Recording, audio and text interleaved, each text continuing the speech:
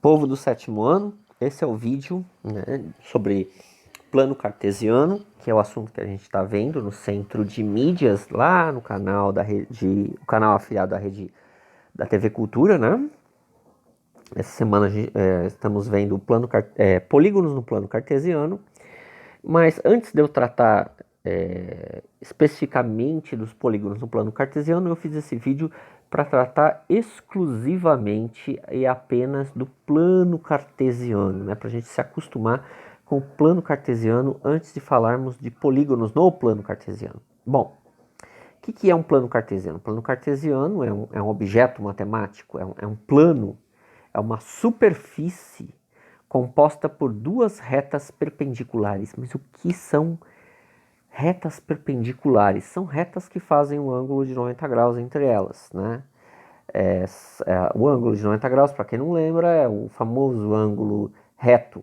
É o ângulo que tem nos cantos da porta, nos cantos da mesa, nos cantos da porta do guarda-roupa, nos cantos do teu livro, né? Isso são ângulos retos, ângulos perpendiculares, que fazem 90 graus um com o outro. As retas do plano cartesiano são numeradas, né? Então tem uma escala numérica e elas são orientadas a partir de um ponto central, que é o ponto onde as duas se cruzam, que é chamado de origem, que é onde fica o zero. Então, aonde as retas se cruzam será sempre a origem do plano cartesiano, né? Ele é orientado, portanto, ele tem uma direção, pode ver que tem uma setinha, ó, dos dois lados. O plano cartesiano sempre tem uma setinha apontando para cima, né? E uma setinha apontando para a sua direita. É a direção para a qual os números crescem a partir da origem, que é o ponto central ali que eu acabei de mostrar para vocês, que é o meio, é onde fica exatamente o zero. E do outro lado, professor, tem números para o outro lado, né? Alguém poderia perguntar para mim, e aqui do lado de cá tem números? Sim, do lado de cá, à sua esquerda e para baixo, ficam os números negativos, que aqui no caso, nesse desenho, eu não coloquei para não ficar um desenho muito poluído, né? Primeiro porque é um desenho pequenininho, aqui no nosso cantinho. O plano cartesiano recebeu esse nome em homenagem ao idealizador do plano cartesiano, que foi René Descartes, né? Descartes é um francês que fez imensos trabalhos, colaborou muito com a ciência, tanto no campo da matemática quanto no campo da física, né? Assim, também no campo da lógica. E filosofia também, inclusive. Foi um grande pensador, né? E ele idealizou o plano cartesiano para poder ensinar, desenvolver um novo ramo da matemática, que foi a geometria analítica, né? E em homenagem a ele, o plano que ele desenvolveu recebeu o nome de plano cartesiano, né? E o plano cartesiano é usado para muitas coisas, inclusive para brincadeiras. Eu tenho certeza que vocês conhecem isso aqui, né? É o famoso jogo da batalha naval. Só que batalha naval é, não é exatamente um plano cartesiano, porque você não marca teus aviãozinhos, seus submarinos e seus porta-aviões em qualquer lugar. Existe uma regra que é você ir lá e preencher. Quem nunca jogou batalha naval, é fácil jogar batalha naval, basta você ter papel quadriculado, né?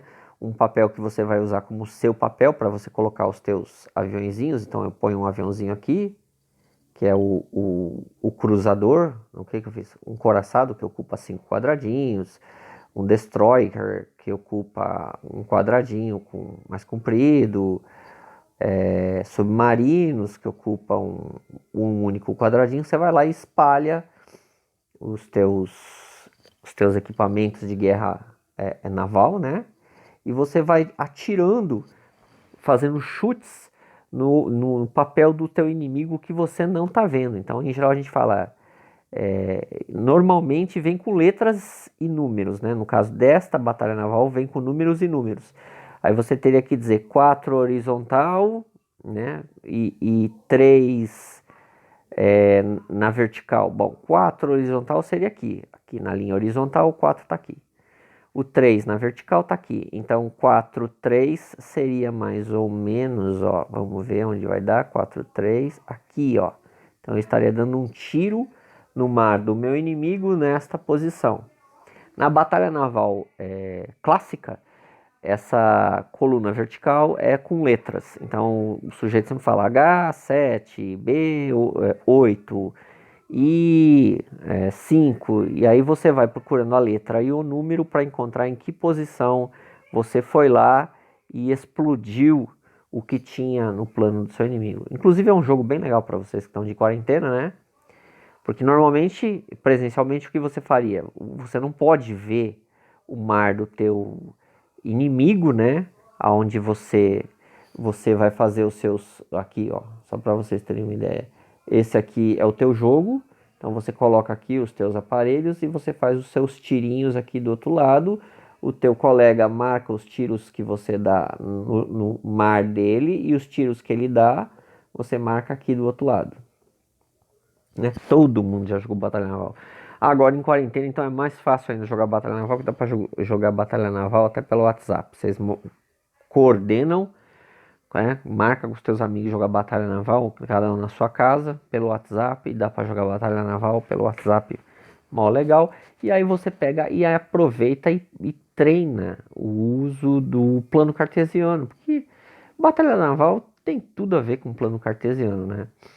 A diferença da batalha naval para o plano cartesiano é que você pode registrar ponto em qualquer lugar, não precisa ser necessariamente nos lugares que tem valores inteiros, ou seja, 1, 2, 3, 4, pode ser o meio, 3 quartos, pode ser um número negativo. Normalmente e sempre a gente considera que o eixo horizontal no plano cartesiano é conhecido como o eixo X, né, o eixo das abscissas, e o eixo vertical é o eixo Y, o das ordenadas. Opa, voltou para trás sem querer. O eixo das ordenadas, né, que é o Y. Bom, é bem complicado você usar um plano cartesiano assim, porque fica difícil você ver aonde vai dar cada coordenadazinha, cada endereço do plano cartesiano. Então, um artifício para você poder desenhar melhor e para você se encontrar melhor é você pegar e quadricular o plano cartesiano, né? As retas principais ainda estão lá, ó.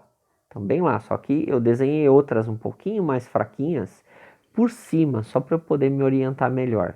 E para que serve um plano cartesiano? Um plano cartesiano serve para você marcar posições de um desenho no espaço, né? Por exemplo, essas posições são chamadas de coordenadas. E elas sempre serão marcadas a partir do seguinte esquema. Sempre eu vou dar primeiro o endereço X, depois eu darei o endereço Y. Por exemplo, ali no meu desenho eu tenho um pontinho vermelho, né? Estão vendo que tem um pontinho vermelho ali? Esse meu pontinho vermelho, se eu olhar a reta X, eu verei que esse meu pontinho vermelho, ele está bem aqui, ó, na cara do meu 3. Então eu poderia dizer que o endereço X dele é o 3. Enquanto que esse pontinho vermelho, em relação ao eixo que está em pé, que é o eixo Y, ele está aqui, ó, na cara do 2. Então provavelmente o endereço dele em Y é 2. Então se eu fosse marcar as coordenadas desse pontinho vermelho, provavelmente seriam 3, 2, né? E já pulou o ponto, já pulou para outro endereço já. Bom, meu pontinho mudou de endereço. E eu tô vendo que agora em relação a X, né? Em relação ao eixo X, ele está em cima do 5, né? Em relação ao X. Mas em relação ao Y, ele está na linha do 2. Tá na linha, não, perdão, tá na linha do 1. Desculpa, eu vi mal aqui. Ele tá na linha do 1, né? Aqui, ó. O 1 tá aqui. Se você seguir a linha onde está o pontinho vermelho, você vai ver que vai aparecer lá no 1. Portanto, as coordenadas dele são 5 para x, 1 para y. Certo? Mais um pontinho. Outro pontinho mudou de novo de posição. E agora eu estou vendo que ele está onde? Ele está em relação ao eixo x, ele está na posição 3, ó. Ele está na linha 3. Mas na coluna, em relação ao y, ele está na posição 5. Certo? Então, a coordenada, ou seja, o endereço desse pontinho é 3, 5. Esse pontinho, por exemplo, que pulou, ponto ficar pulando para um lado e para o outro aqui. Pontinho agora já mudou de endereço, agora ele está na posição 3, né, em relação ao eixo X, está na posição 3, e está em relação ao eixo Y na posição 2. Então ele foi parar no 3, 2, certo? Eu poderia fazer o desenho de um quadrado. Bom, um desenho de um quadrado seria fácil de mandar para qualquer pessoa, desde que a pessoa tivesse um plano cartesiano para desenhar, né? Eu só precisaria passar as coordenadas das arestas deste quadrado. No caso, eu estou passando, olha, ó, o ponto vermelho é o 3, 2, que tem as coordenadas aqui em vermelho. Ó, se você olhar, eu fiz as cores certinhas. Ó. A cor dessa coordenada aqui é dessa aqui. A cor dessa coordenada aqui que está em verde é esse pontinho em verde. A coordenada que está aqui em cor de rosa é desse pontinho aqui em cor de rosa. E a coordenada que sobra aqui que está em azul é desse pontinho aqui em azul. Então, fiz as coordenadas das cores exatas dos pontinhos. Portanto, se eu conheço uma pessoa, suponho que eu fiz um desenho na minha casa usando papel quadriculado e marquei um plano cartesiano do lado do meu papel quadriculado. E eu tenho uma pessoa, sei lá na Argentina, que tem meu WhatsApp, e ele quer fazer um desenho exatamente igual ao desenho que eu fiz. Uma alternativa para eu passar o desenho para essa pessoa é passando as coordenadas dos pontos do meu desenho, né? Eu só passaria uma lista de números, automaticamente a pessoa pegaria o papel quadriculado lá e repetiria o meu desenho, fazendo uma brincadeira de ligue os pontos, né? Na verdade, todo computador passa desenhos desse modo, tá? Vocês têm celulares, computadores, e a impressão que a gente tem é que o computador passa uma imagem para o outro computador. Computadores e celulares não passam imagens. Computadores e celulares se comunicam via números, números do sistema binário, né, que são zeros e uns, mas são números. Existe um programa interno no seu aparelho que transforma esses valores usando posições na tela do teu celular para determinar a cor do pixel e a posição do pixel que vai acender, e assim você vê uma imagem. Então, imagens nada mais são do que mapas numéricos, mapas de números, de posições, né, tanto no eixo X quanto no eixo Y, e cores que vai ter que acender naquela determinada posição. Certo? Tem mais vídeos depois, tá, galerinha? Continuando com esse assunto.